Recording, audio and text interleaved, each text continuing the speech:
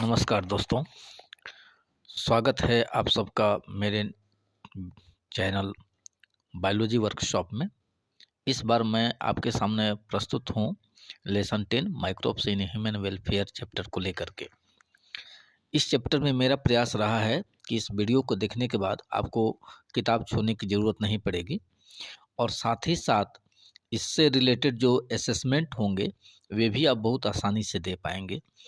इसका रिव्यू भी आप खुद कर पाएंगे, अपना प्रोग्रेस भी खुद चेक कर पाएंगे। यह एक बहुत ही इंटरेस्टिंग वीडियो है आपके लिए।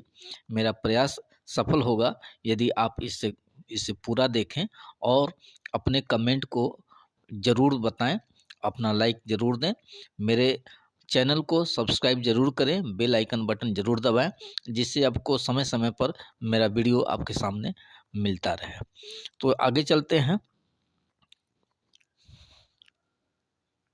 मैं संजय कुमार पांडे, पीएचडी बायोलॉजी, जवाहर नवोदय विद्यालय बिहियां भोजपुर में कार्यरत हूं और मेरा प्रयास रहता है कि मैं हमेशा कुछ न कुछ एक नए टॉपिक को लेकर के आपके समक्ष प्रस्तुत रहूं। आगे चलते हैं माइक्रोब्स के बारे में कि माइक्रोब्स वैसे माइक्रो ऑर्गेनिज्म जिनका हमारे लाइफ में डायरेक्ट और इनडायरेक्ट रोल होता है। कुछ माइक्रो ऑर्गेनिज्म जिनको माइक्रोब्स भी कहा जाता है, वे माइक्रो ऑर्गेनिज्म हमारी लाइफ में अपना एक वाइटल रोल प्ले करते हैं। कुछ माइक्रो ऑर्गेनिज्म हमारे लिए दोस्त होते हैं, कुछ माइक्रो ऑर्गेनिज्म हमारे लिए दुश्मन होते हैं, जिनको फ्रेंड्स और फोज की कैटेगरी दी जाती है। अगर कुछ माइक्रो ऑर्गेनिज्म जो हमारे दुश्मन हैं उनके बारे में हमने इसके पहले के जो चैप्टर्स पढ़े, वह chapter human health and diseases, उस चैप्टर में हमने अपने वैसे माइक्रो ऑर्गेनिज्म के बारे में पढ़ा जो हमारे दुश्मन थे, जो हमें हानि पहुंचाते हैं, जो हमारे शरीर में विभिन्न प्रकार के रोगों को उत्पन्न करते हैं और केवल मनुष्य के शरीर में ही नहीं बल्कि पौधों के शरीर में भी विभिन्न प्रकार के रोग उत्पन्न करते हैं। तो उनके बारे में, उन दुश्मनों के बारे में जो अदृश्य दुश्मन के रूप में होते हैं, पिछले चैप्टर में हम लोगों ने पढ़ा होगा और अभी तक मैंने उस पर वीडियो नहीं बनाया है। मैं जल्दी ही उस चैप्टर से रिलेटेड एक वीडियो अपलोड करूंगा।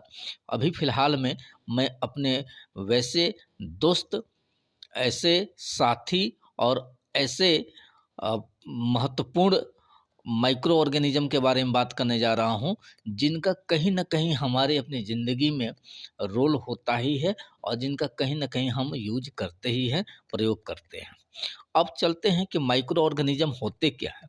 Micro organisms are microscopic organisms that cannot be seen by our naked eyes except fungus and colony of bacteria. You are looking the picture, this picture. In this picture, you are looking the fungus, that means toadstools, and some microbes are harmful to us as they are pathogenic in nature and cause different types of disease in plants and animals, including man. In this chapter, we will study the beneficial aspects and economic importance of microbes that make our life some better. Microbes are beneficial in following ways. यदि हम लोग इस chapter को ध्यान से पढ़ें तो सबसे पहले हम इस चैप्टर को 6 टॉपिक में बांटते हैं, जिनमें कि पहला टॉपिक होगा microbes in household products, microbes in industrial products, number 3 microbes in sewage treatment, number 4 microbes in production of biogas, number 5 microbes as bio control agents and number 6 microbes as bio fertiliser. दोस्तों, यदि हम इन सब को एक proper order में याद रखना चाहते हैं तो इन सब का जो फर्स्ट लेटर के फर्स्ट वर्ड होंगे, उन सब को अगर एक प्रॉपर ऑर्डर में लिख ले तो हमें याद करने में सुविधा होगी। अगले स्लाइड में हम इसी चीज़ को देखेंगे। हाउस होल्ड प्रोडक्ट के लिए H, इंडस्ट्रियल प्रोडक्ट्स के लिए I, सीवेज ट्रीटमेंट के लिए S, बायोगैस प्रोडक्शन के लिए B, बायो कंट्रोल एजेंट्स के रूप में B एंड बायो फर्टिलाइजर्स के लिए B। तो अगर हमें सिस्टमेटिकली इनको याद रखना चाहें कि माइक्रो ऑर्गेनिज्म हमें किस किस तरीके से फ़ायदा पहुंचाते हैं, किस किस तरीके से हमें ये लाभ देते हैं, तो इनको इस तरीके से HISBBB यानी हिज बी क्यूब, ये आप इनको याद रख सकते हैं। इस ऑर्डर में ही हम इन्हें पढ़ेंगे। तो चलते हैं, microbes in household products. सबसे पहला आता है नाम लैक्टोबैसिलस और लैक्टिक एसिड बैक्टीरिया का। लैक्टिक एसिड बैक्टीरिया को लैक्टोबैसिलस की कैटेगरी है। यह मिल्क को कर्ड में कन्वर्ट कर देता है और कर्ड मिल्क से कहीं ज़्यादा न्यूट्रिटिव होता है, because lab improves the quality of curd, its nutritional quality by increasing vitamin B12। Curd में विटामिन B12 की मात्रा अधिक होती है, इसलिए यह ज़्यादा न्यूट्रिटिव होता है और इसका जो कंट्रीब्यूशन है, इसका जो योगदान है वह लैब को जाता है, that means LAB lactic acid bacteria को। दोस्तों यहाँ पर लैक्टिक एसिड बैक्टीरिया को शॉर्ट फॉर्म में LAB भी कहते हैं, तो आपको LAB का फुल फॉर्म भी याद हो गया। नंबर 2 देखते हैं कि LAB का और क्या रोल है। तो LAB also check some disease causing microbes in our stomach. जो लैक्टिक एसिड बैक्टीरिया है, यह हमारे स्टोमक में हार्मफुल माइक्रो ऑर्गेनिज्म को मारने का काम, उनको नष्ट करने का भी काम करता है और हमें उन हार्मफुल माइक्रो ऑर्गेनिज्म से बचाने का भी काम करता है। हम लोगों में से बहुत लोगों ने डोसा खाए हैं और इडली खाए हैं। तो जो डफ प्रिपेयर किया जाता है, जो राइस और व्हीट का है, उसमें एक माइक्रो ऑर्गेनिज्म ईस्ट यूज किया जाता है। ईस्ट को साइंटिफिकली सैकेरोमाइसिस सेरेविसियाई कहते हैं और यह फर्मेंटेशन के लिए इसका यूज किया जाता है डफ को बनाने में। Dough is prepared by fermentation of flour of rice और wheat using baker's yeast Saccharomyces cerevisiae. Saccharomyces cerevisiae को बेकर्स ईस्ट के नाम से जाना जाता है जब यह फर्मेंटेशन करता है डफ के लिए। तब toddy from palm sap is prepared by fermentation. जो टोडी होता है पाम सैप के लिए, यह पाम सैप से तैयार किया जाता है, यह भी फर्मेंटेशन, और इसमें भी सैकेरोमाइसिस सेरेविसियाई का रोल होता है। आप यहाँ पर विभिन्न पिक्चर को देख सकते हैं कि सैकेरोमाइसिस सेरेविसियाई यूनिसेलुलर ये फंगस होते हैं और ये ही फर्मेंटेशन का काम करते हैं। Different varieties of cheese are known for their specific texture, flavor and taste due to specific microbes used। जो चीज़ तैयार किया जाता है, एक मिल्क प्रोडक्ट है चीज़, उसको तैयार करने के लिए माइक्रो ऑर्गेनिज्म का ही यूज किया जाता है और ये चीज़ की जो वैरायटी होती है, जो उनका डिफरेंट टेक्सचर होता है, जो फ्लेवर होता है और टेस्ट होता है, यह किस प्रकार के माइक्रो ऑर्गेनिज्म का यूज किया गया है उस पर डिपेंड करता है।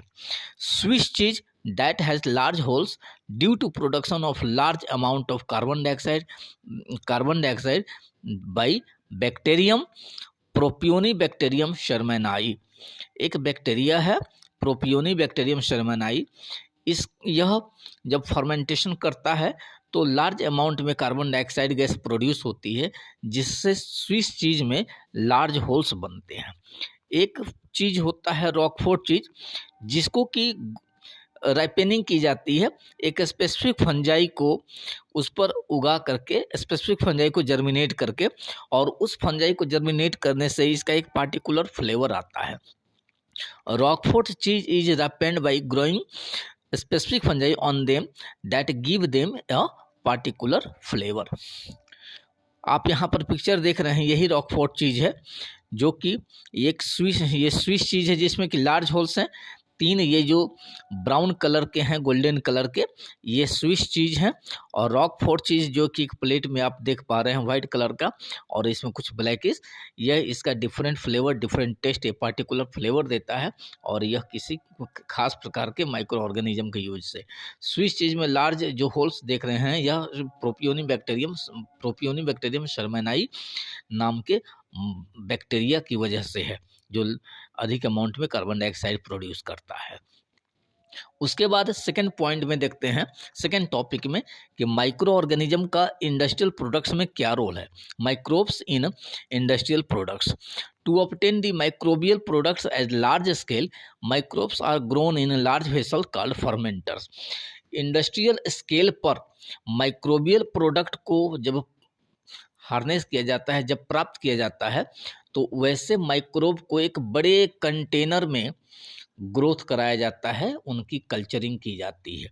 वैसे बड़े कंटेनर को, लार्ज वेसल्स को हम लोग फर्मेंटर के नाम से जानते हैं।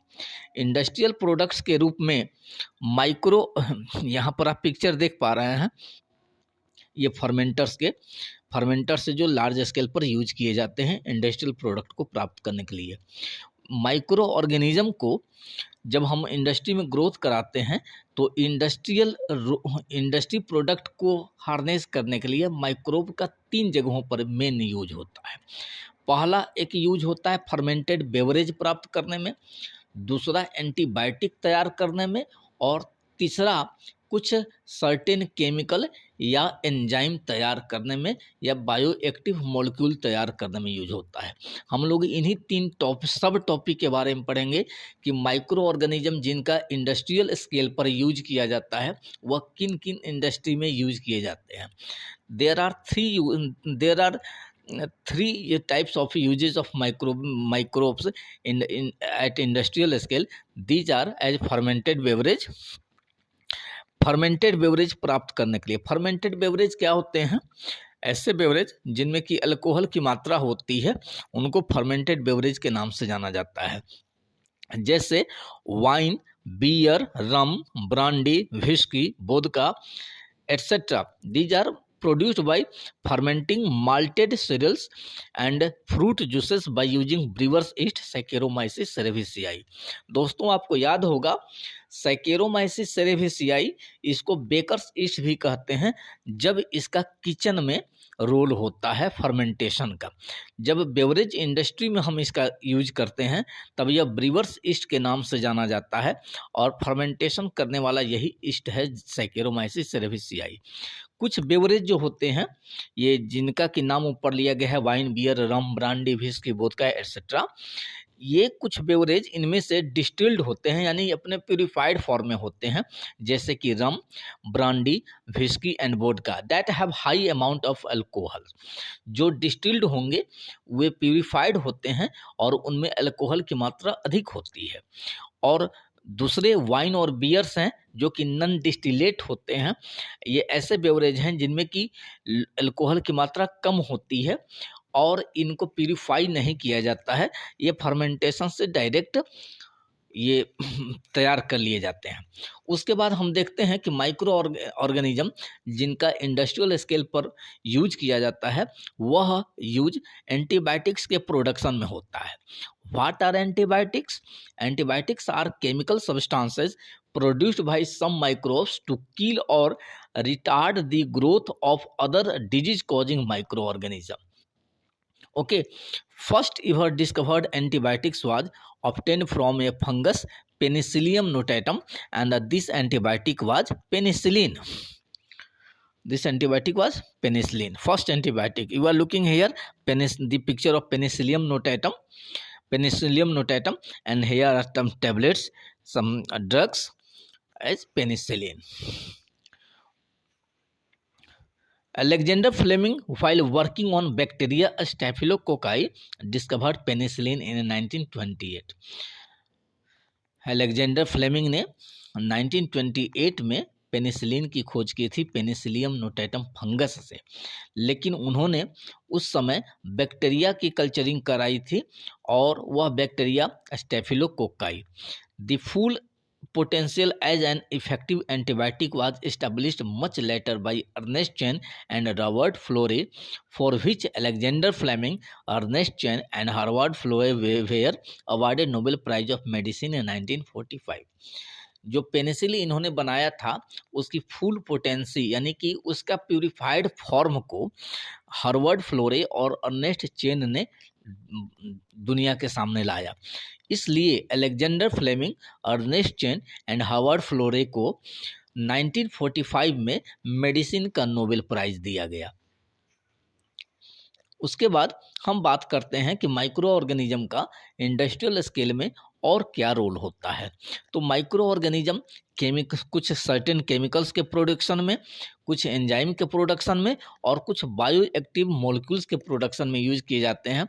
आप यहाँ पर पिक्चर देख रहे हैं, एक साइट्रिक एसिड के प्रोडक्शन के लिए एस्परजिलस नाइगर नामक फंगस का यूज किया जाता है।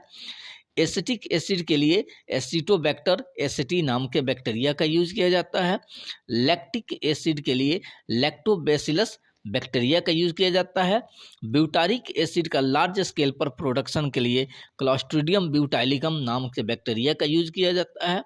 इथेनॉल का प्रोडक्शन फर्मेंटेशन से होता है और इसके लिए सैकेरोमाइसिस सेरेविसियाई यानी ईस्ट का यूज किया जाता है, जिसे आप बेकर्स ईस्ट या ब्रीवर्स ईस्ट कहते हैं, और इसके बारे में आपने अभी बेवरेज इंडस्ट्री में पढ़ा। सिंगल सेल प्रोटीन के रूप में यूज किया जाने वाला स्पिरुलिना जो ब्लू ग्रीन एल्गी है, इसका भी यूज किया जाता है एडिबल फॉर्म में। उसके बाद देखते हैं कि स्ट्रेप्टोकाइनेज नाम का जो एंजाइम है, यह स्ट्रेप्टोकोकस बैक्टीरिया से लिया जाता है, प्रोड्यूस किया जाता है, और यह जो एंजाइम है एक क्लॉट बस्टर के रूप में यूज होता है, use as clot buster to remove clots from blood vessels of patients that have undergone myocardial infarctions. जिन पेशेंट्स को दिल की बीमारी होती है और जिनके ब्लड वेसल्स में कोलेस्ट्रॉल जमा हो जाता है, तो उस कोलेस्ट्रॉल को हटाने के लिए या ब्लड का थक्का जम जाता है, तो उस क्लॉट को हटाने के लिए क्लॉट बस्टर के रूप में स्ट्रेप्टोकाइनेज एंजाइम का यूज किया जाता है, और यह स्ट्रेप्टोकाइनेज एंजाइम स्ट्रेप्टोकोकस बैक्टीरिया से प्राप्त होता है।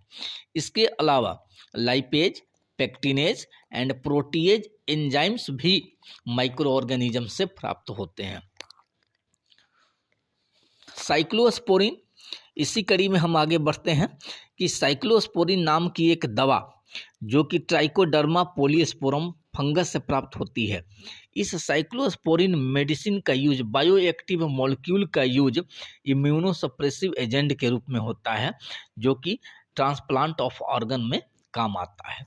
यदि हम किसी व्यक्ति का ऑर्गन किसी दूसरे व्यक्ति में ट्रांसप्लांट करते हैं, तो जिस व्यक्ति में ट्रांसप्लांट किया जाता है उसके शरीर के अंदर कुछ रिएक्शंस होते हैं जो इम्यूनिटी से रिलेटेड होते हैं। यह जो एक्सेप्टर पर्सन है, वह एक्सेप्टर पर्सन उस डोनेटेड ऑर्गन या ग्राफ्टेड ऑर्गन, ट्रांसप्लांटेड ऑर्गन को डिनाई भी कर सकता है, रिजेक्ट भी कर सकता है। तो ऐसे इम्यूनिटी से रिलेटेड जो प्रॉब्लम उत्पन्न होते हैं, तो उसके लिए इम्यूनोसप्रेसिव एजेंट की ज़रूरत पड़ती है, और साइक्लोस्पोरिन ए वैसा ही काम करता है, ताकि जो ग्राफ्टेड ऑर्गन है वह रिजेक्ट ना हो। उसके अलावा एक और बायो एक्टिव केमिकल है, उसका नाम है स्टेटिन्स। यह मोनास्कस परप्यूरियस नाम के ईस्ट से प्राप्त होता है, और इसका काम है ब्लड कोलेस्ट्रॉल को कम करना। That used as blood cholesterol lowering agent by reducing the formation of cholesterol. Statins का काम है कि यह ब्लड में कोलेस्ट्रॉल को जमा नहीं होने देता और कोलेस्ट्रॉल के फॉर्मेशन को डिले करता है, रोकता है, जिससे क्या कि कार्डियल इन्फ्रैक्शंस की समस्या नहीं होती है। अब हम बात करते हैं तीसरे टॉपिक की, जो कि microbes in sewage treatment. Sewage treatment में माइक्रोब का क्या रोल है? डियर फ्रेंड्स, आप जानते हैं कि सीवेज क्या होता है। The municipal waste water is called sewage. घर से निकला हुआ वैसा गंदा पानी जिसमें कि ह्यूमन एक्सक्रीटा होते हैं, उनको हम लोग सीवेज कहते हैं। Major component of sewage is human excreta and sewage contains large amount of organic matter and microbes. Before disposal in natural water bodies, sewage is treated in sewage treatment plants to make it less polluting. ऐसा होता है छोटे शहरों में कि छोटे शहरों में घरों से निकला हुआ गंदा पानी जो सीवेज है, म्युनिसिपल वाटर है, डायरेक्ट वाटर बॉडीज में डिस्चार्ज कर दिए जाते हैं। बड़े शहरों में यह समस्या नहीं है, क्योंकि वहाँ पर सीवेज को डायरेक्ट वाटर बॉडी में कभी भी डिस्चार्ज नहीं करने दिया जाता, बल्कि उसको ट्रीटमेंट के बाद ही डिस्चार्ज किया जाता है। तो सीवेज का ट्रीटमेंट यानी कि उसमें जो पॉल्यूटेंट्स हैं उनकी मात्रा को कम करने के लिए, रिड्यूस करने के लिए सीवेज ट्रीटमेंट प्लांट बनाए जाते हैं। और जब वह सीवेज लेस पॉल्यूटिंग पैरामीटर पर आता है तभी कहीं जाकर उसे वाटर बॉडीज में डिस्चार्ज किया जाता है। तो सीवेज ट्रीटमेंट प्लांट्स में सीवेज का ट्रीटमेंट होता है और सीवेज ट्रीटमेंट प्लांट्स को शॉर्ट फॉर्म में एसटीपी के नाम से जानते हैं। Treatment of waste water is carried out by heterotrophic bacteria. इस सीवेज ट्रीटमेंट प्लांट में माइक्रो ऑर्गेनिज्म का क्या रोल है? तो इसमें सीवेज में जो ऑर्गेनिक मैटर प्रेजेंट होते हैं उन ऑर्गेनिक मैटर को कंज्यूम करने के लिए हेट्रोट्रॉफिक बैक्टीरिया का यूज किया जाता है। सीवेज ट्रीटमेंट को हम लोग 2 स्टेप में बांट सकते हैं। एक प्राइमरी ट्रीटमेंट या जिसको हम लोग फिजिकल ट्रीटमेंट भी कहते हैं, और दूसरा सेकेंडरी ट्रीटमेंट या बायोलॉजिकल ट्रीटमेंट के नाम से जानते हैं। Primary treatment is the physical removal of insoluble particles bye filtration and sedimentation. यानी कि जो सीवेज होता है, म्युनिसिपल वाटर होता है, उस म्युनिसिपल वाटर में जो इनसॉल्युबल इम्प्यूरिटीज होती है, डेब्रीज होते हैं, जो पार्टिकल्स होते हैं, उनका सिक्वेंशियल फिल्ट्रेशन किया जाता है। बार बार उनको फिल्टर किया जाता है। जैसे कोई प्लास्टिक का पॉलीथीन पैक है या कोई प्लास्टिक का गेंद है या ईंट पत्थर है, उन सबको फिल्टर कर लिया जाता है। और जो इनसॉल्युबल पार्टिकल फिल्टर नहीं हो पाते उनको सेडिमेंटेशन के थ्रू अलग कर लिया जाता है। तो जो सिक्वेंशियल फिल्ट्रेशन और सेडिमेंटेशन है यह प्राइमरी ट्रीटमेंट का पार्ट है। जैसे floating debris are removed by sequential filtration, soil and small pebbles, grit are removed by sedimentation. All solids that settle down form the primary sludge. जो sewage और municipal waste water है, जब primary tank में जाता है तो वहाँ पर वह स्थिर होता है, वह वहाँ पर स्टेगनेंट हो जाता है और उसमें जो ग्रीट या सॉइल या स्मॉल पेबल्स नीचे बैठते हैं वे सेडिमेंटेशन के प्रोसेस से उनको प्राइमरी स्लज के नाम से जाना जाता है। उसके ऊपर, उस प्राइमरी स्लज के ऊपर जो पानी रहता है, गंदा पानी, जो सीवेज वाटर होता है, जो सीवेज होता है या म्युनिसिपल वाटर होता है, उसको हम लोग एफ्लुएंट कहते हैं। उस प्राइमरी ट्रीटमेंट के बाद प्राइमरी टैंक से इस एफ्लुएंट को दूसरे चैम्बर में भेजा जाता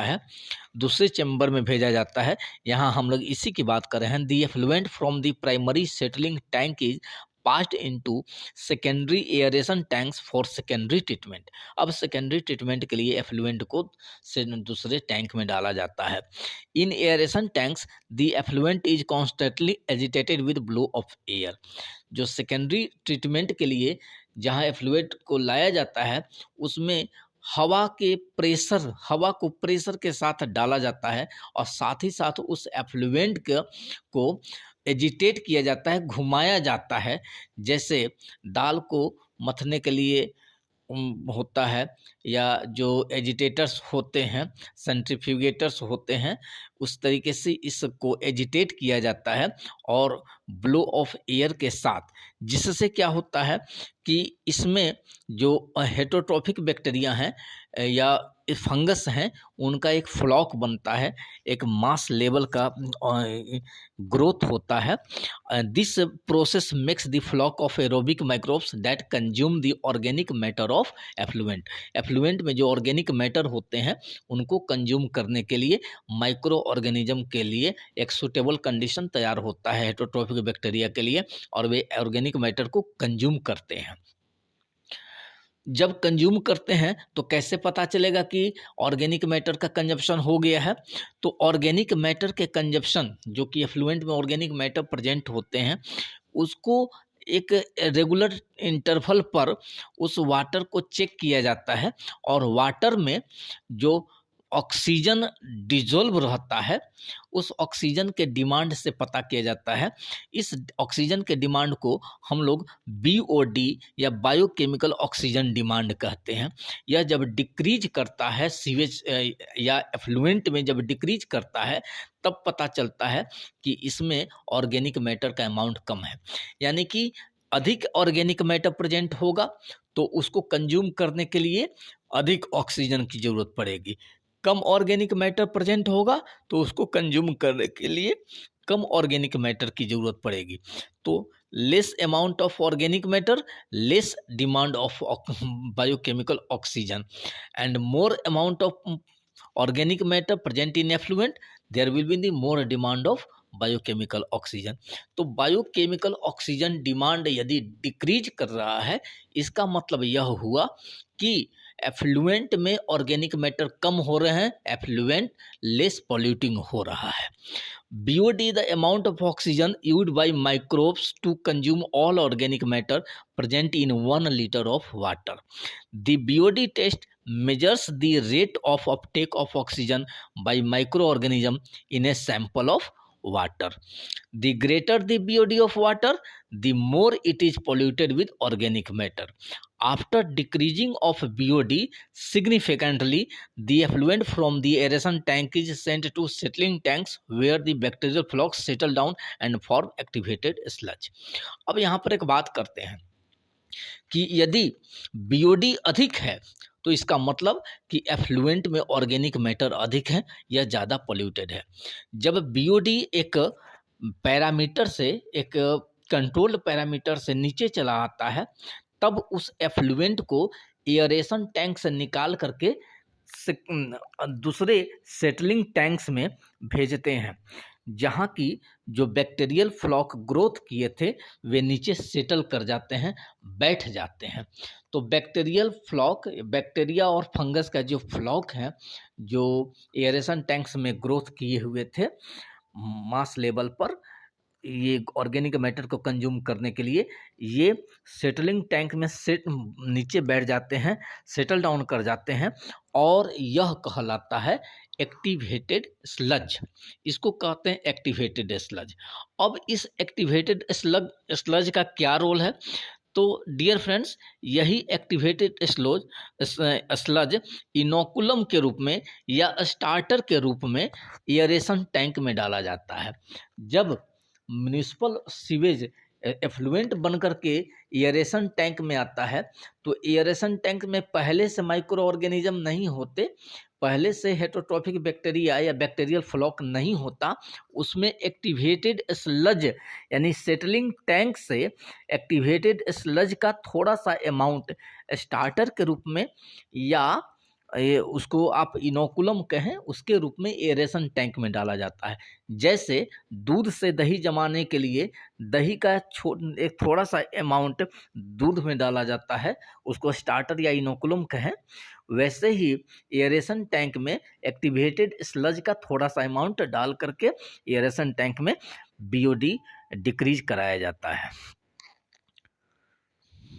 दोस्तों, आप यहाँ पर देख पा रहे हैं, a small amount of activated sludge is sent to aeration tank as inoculum for the continuity of the process. The rest of the activated sludge is pumped into large tanks called anaerobic sludge digester, where anaerobic bacteria and fungus digest the sludge producing biogas. अब ये जो activated sludge का थोड़ा सा amount aeration tank में भेज करके process को कंटिन्यू कराया गया, बाकी जो एक्टिवेटेड स्लज है उसको एक बड़े से टैंक में भेजा जाता है, जहां एनारोबिक स्लज डाइजेस्ट जो कहलाता है डाइजेस्टर, वहां एनारोबिक बैक्टीरिया और फंगस इस स्लज को कंज्यूम करते हैं, जिससे कि बायोगैस प्रोड्यूस होती है। अब कहता है बात कि बायोगैस होता क्या है? What is biogas? Biogas is the mixture of gases like methane, hydrogen sulphide and carbon dioxide and effluent from the settling tanks. तब क्या होगा? सेटलिंग टैंक में जहां पर एक्टिवेटेड स्लज तैयार हुआ, उस सेटलिंग टैंक में जो एफ्लुएंट होता है, उस एफ्लुएंट को जो लेस पोल्यूटेड हो चुका है, उसको नेचुरल वाटर बॉडीज में डिस्चार्ज कर दिया जाता है। एक बात और ध्यान देने की बात है कि वाटर के रिवर्स में या नेचुरल वाटर बॉडीज का जो पोल्यूशन बढ़ता चला जा रहा है उसको चेक करने के लिए बहुत सारे सेंट्रल लेवल पर, स्टेट लेवल पर प्रयास किए गए हैं। उनमें ministry of environment and forest ने गंगा एक्शन प्लान और यमुना एक्शन प्लान को 1985 में ये इनिशिएट किया। गंगा एक्शन प्लान को शॉर्टकट में जीएपी और यमुना एक्शन प्लान को शॉर्टकट में वाईएपी के नाम से जानते हैं। These two plans were initiated in 1985 to save major rivers from pollution. You are looking the aerial view of sewage treatment plant and one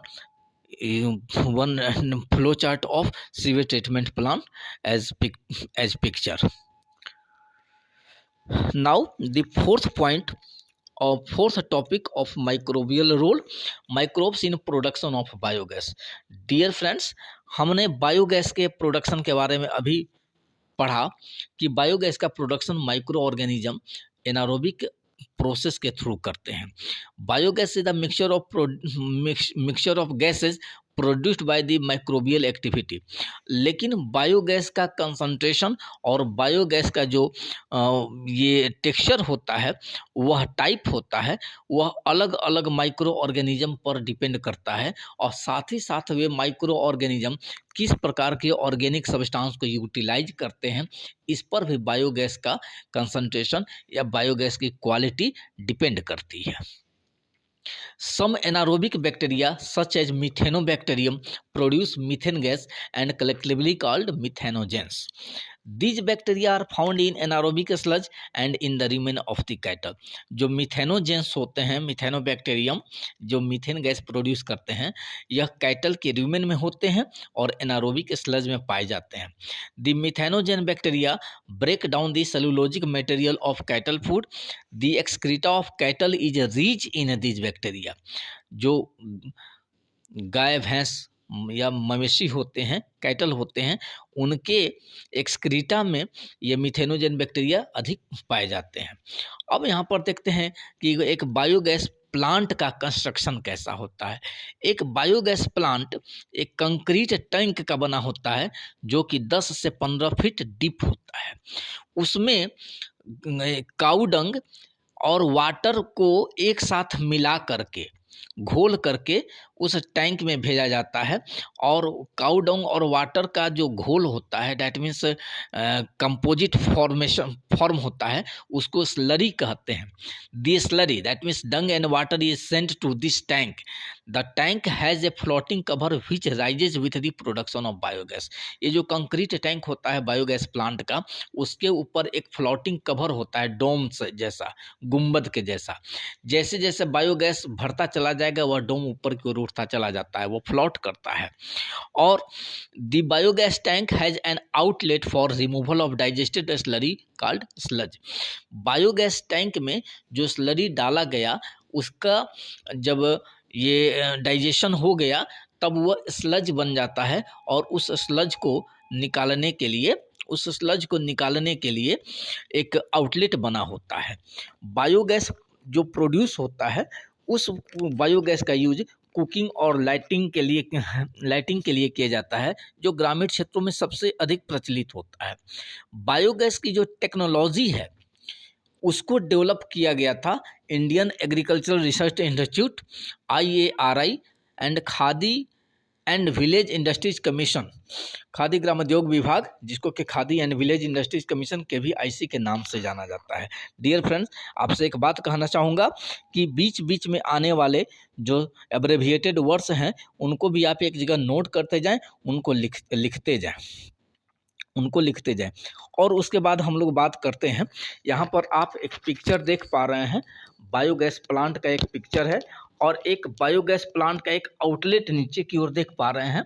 साथ ही साथ मिथेनोजेन बैक्टीरिया का एक पिक्चर, 2 पिक्चर भी आप देख पा रहे हैं कि ये मिथेनोजेन बैक्टीरिया किस प्रकार से काम करते हैं।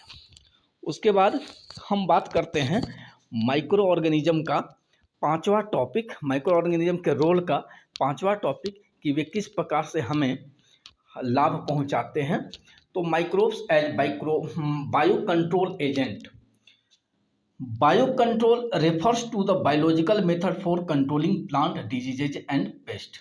जैसा कि हम सभी जानते हैं कि बहुत सारे माइक्रो ऑर्गेनिज्म प्लांट में डिजीज कॉज करते हैं, वे पेस्ट के रूप में भी जाने जाते हैं, और कुछ इंसेक्ट्स जो होते हैं वे प्लांट्स को हानि पहुंचाते हैं। तो कुछ माइक्रो ऑर्गेनिज्म इन चीज़ों से हमें छुटकारा दिला सकते हैं, उन्हीं को बायो कंट्रोल एजेंट के नाम से जाना जाता है।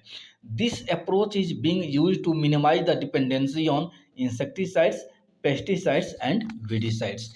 यदि हम माइक्रो ऑर्गेनिज्म का रोल बायो कंट्रोल एजेंट के रूप में करें तो हम इंसेक्टिसाइड्स, पेस्टिसाइड्स या वीडिसाइड्स का यूज कम कर देंगे, या उन पर हमारी निर्भरता कम हो जाएगी।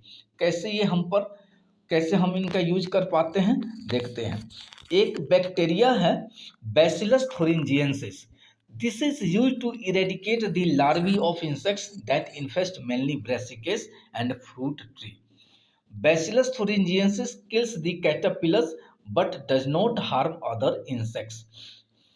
Bt toxin, sorry for here, here is written by, but it is Bt toxin that has been prepared by genetic engineering and has been incorporated into plants such as Bt cotton. Bacillus thuringiensis नाम के bacteria से एक ये प्राप्त होता है, toxin प्राप्त होता है, जिसको बीटी टॉक्सिन कहा जाता है। बीटी टॉक्सिन को प्रोड्यूस करने वाले जो जीन होते हैं उनको कुछ प्लांट्स में डाला गया है, जैसे कॉटन प्लांट में, ब्रिंजल प्लांट में। तो वैसे प्लांट को बीटी कॉटन या बीटी ब्रिंजल के नाम से जाना जाता है। ये कैटरपिलर को समाप्त कर देते हैं और दूसरे इंसेक्ट को हानि नहीं पहुंचाते। जैसा कि बीटी टॉक्सिन है, यह बीटी टॉक्सिन स्पेसिफिक होता है, यह सारे ऑर्गेनिज्म को या सारे इंसेक्ट को हानि नहीं पहुंचाता, यह पार्टिकुलर काइंड ऑफ कैटरपिलर को ही मारता है।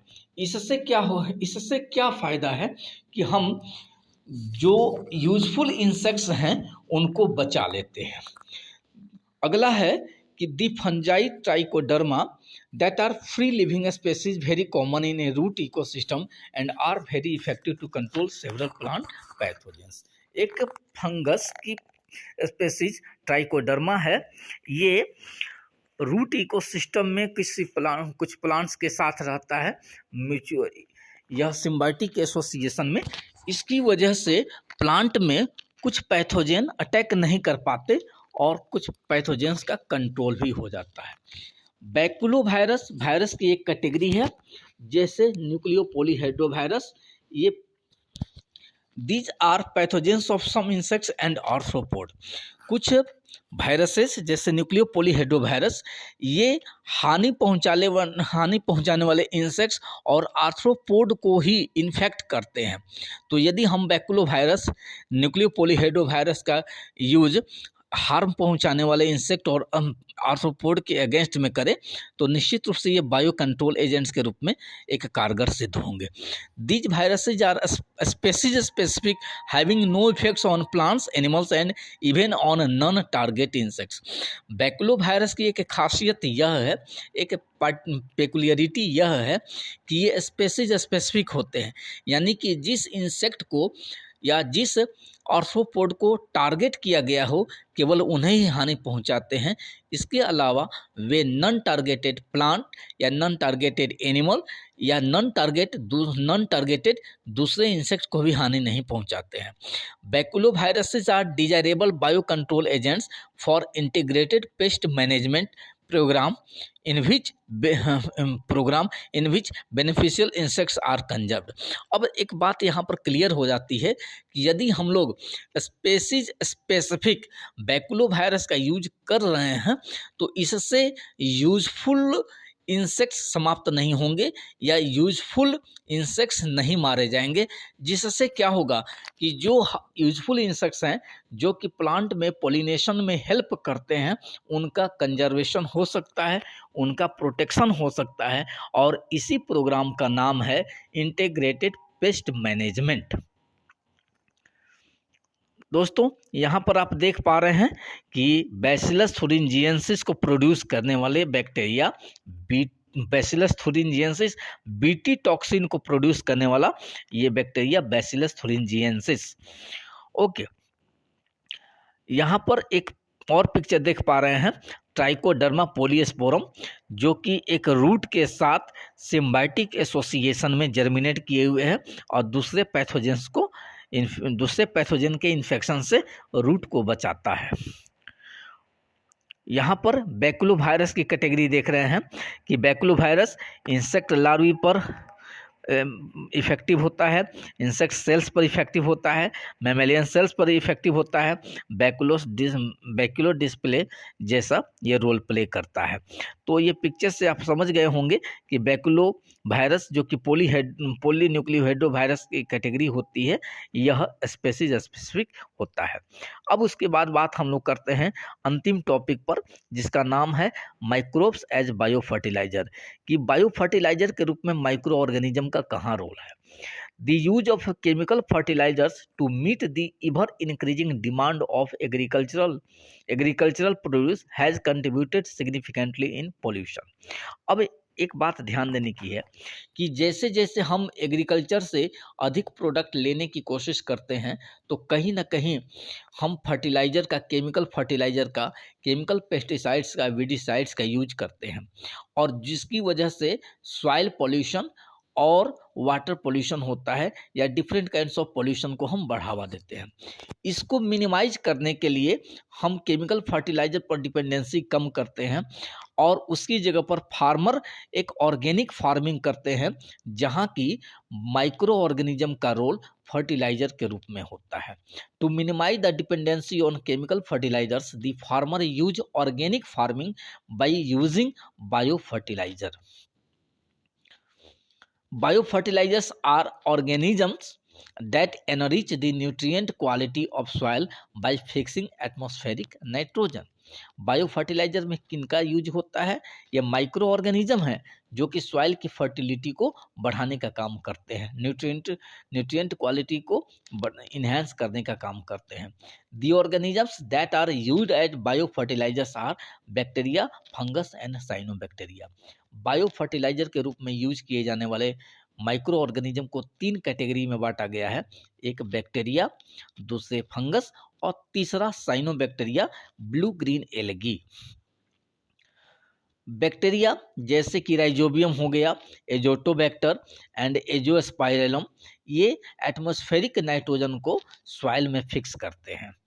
फंगस जो कि सिम्बायोटिक एसोसिएशन प्लांट रूट के साथ बनाता है, उसको माइकोराइजा के नाम से जानते हैं। और अभी हमने पढ़ा कि प्लांट रूट के साथ सिम्बायोटिक एसोसिएशन में जब ये फंगस ग्रोथ करते हैं, माइकोराइजा कहलाते हैं, और ये दूसरे पैथोजेनिक इन्फेक्शन से प्लांट को बचाते हैं। एक जीनस है ग्लोमस, यह फास्फोरस को एब्जॉर्ब करता है। फंगस का एक जीनस है ग्लोमस जो फास्फोरस को एब्जॉर्ब करता है सॉइल से और पौधों को पास करता है, that passes it to the plants. Mycorrhiza also have other benefits. अब माइकोराइजा यानी कि फंगस जो कि रूट एसोसिएशन में रहता है, रूट के साथ सिम्बायोटिक एसोसिएशन में रहता है, इसका और क्या रोल हो सकता है?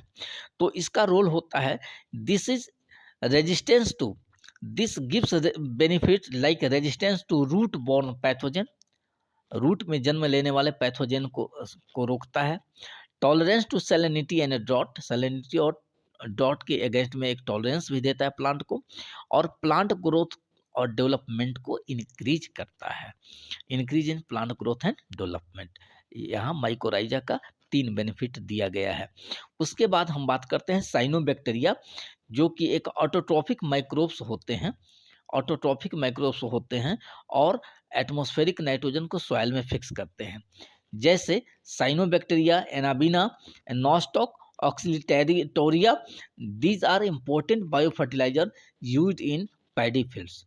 पैडी फील्ड में यदि हम इन साइनोबैक्टीरिया का ग्रोथ कराते हैं और उनका यूज करते हैं, तो उसका प्रोडक्ट्स कई गुना बढ़ जाता है। आप यहाँ पर देख पा रहे हैं different kinds of bio fertiliser.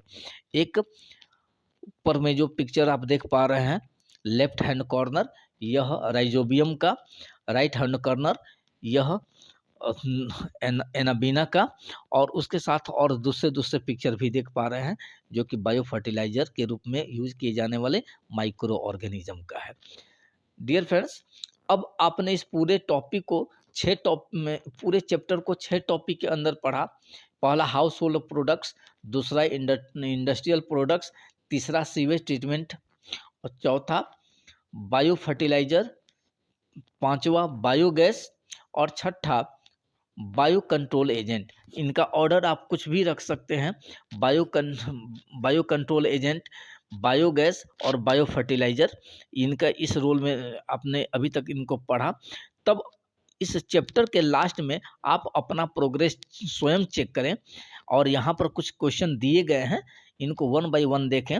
पहला क्वेश्चन है, name the microbes used in the process of formation of. Citric acid को प्रोड्यूस करने वाले माइक्रो ऑर्गेनिज्म का नाम क्या है? ब्यूटारिक एसिड को, स्टेटिन्स को, lactic acid, acetic acid, ethanol, cyclosporin और कर्ड को प्रोड्यूस करने वाले माइक्रो ऑर्गेनिज्म का नाम बताएं। उसके बाद यहाँ पर आपको कुछ वर्ड दिए गए हैं। What does following stand for? STP, BOD, YAP, IARI, LAB, GAP, KVIC and IPM। आपको इस क्वेश्चन में जो शॉर्ट फॉर्म में लिखे गए हैं वर्ड, इनका फुल फॉर्म बतलाना है, एब्रीविएटेड वर्ड्स के फुल फॉर्म आपको बतलाने हैं। उसके बाद आप यहाँ पर देख पा रहे हैं अगला question, which microbe helps to produce large holes in Swiss cheese. आपने इसके बारे में पढ़ा है, आप इस वीडियो को रिपीट करके देख सकते हैं और अपने याददाश्त को दुरुस्त कर सकते हैं। What is baker's yeast when used in beverage industries called? जो बेकर्स ईस्ट है, जब उसको हम लोग बेवरेज इंडस्ट्री में यूज करते हैं तब उसको किस नाम से जाना जाता है? Who discovered penicillin and when? What is the source of penicillin? Which department initiated to save major rivers in 1985 in India? What is sewage? Mention the steps of its treatment. अगला question, what kind of cheese is ripened by growing specific fungi for a particular flavor? अगला question है, which microbe is used in fermentation of toddy? And next question, how whiskey differs from wine as both are fermented by the same microbes? Name the microbes used. What are cyclosporin A and statins used for? cyclosporin A और statins का use क्या है? Which enzyme is used as clot buster? What is its microbial source? किस microbial source से enzyme clot buster के रूप में प्राप्त किया जाता है? और अगला question, from which microbes BT toxin has been prepared by genetic engineering? Next question, what do mean by mycorrhiza? How is it helpful? अभी हमने इस पर डिस्कशन किया। एंड उसके बाद अगला क्वेश्चन है, mention any 3 microbes used for increasing fertility of soil. And in last, thank you very much. दोस्तों, यदि आपको यह वीडियो बहुत पसंद आया हो तो कृपया लाइक करें, कमेंट करें, शेयर करें और सब्सक्राइब करना ना भूलें, बेल आइकन बटन दबाना ना भूलें। आपको इस चैनल पर लेटेस्ट वीडियो की जानकारी मिलते रहेगी। तब तक के लिए धन्यवाद। Thank you so much.